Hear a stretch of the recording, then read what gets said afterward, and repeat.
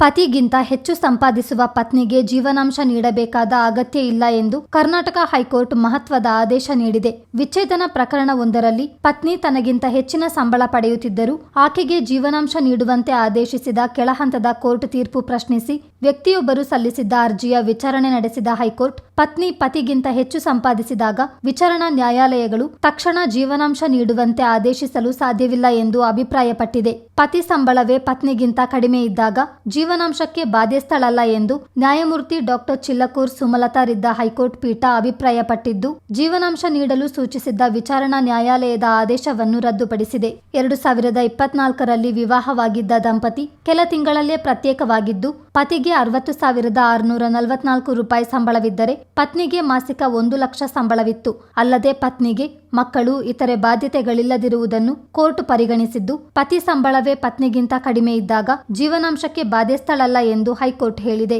ಅಲ್ಲದೆ ಪತ್ನಿಯನ್ನು ಪತಿಯೇ ಸಲಹಬೇಕು ಎಂಬ ಕಾರಣದ ಮೇರೆಗೆ ಜೀವನಾಂಶವನ್ನು ಮಂಜೂರು ಮಾಡುವ ಆದೇಶವನ್ನು ಹೊರಡಿಸಲು ನ್ಯಾಯಾಲಯಗಳು ಒಲವು ತೋರಬಾರದು ಎಂದು ಹೈಕೋರ್ಟ್ ಸಲಹೆ ನೀಡಿದೆ. ಬ್ಯೂರೋ ರಿಪೋರ್ಟ್, ಚಿತ್ತಾರ ನ್ಯೂಸ್.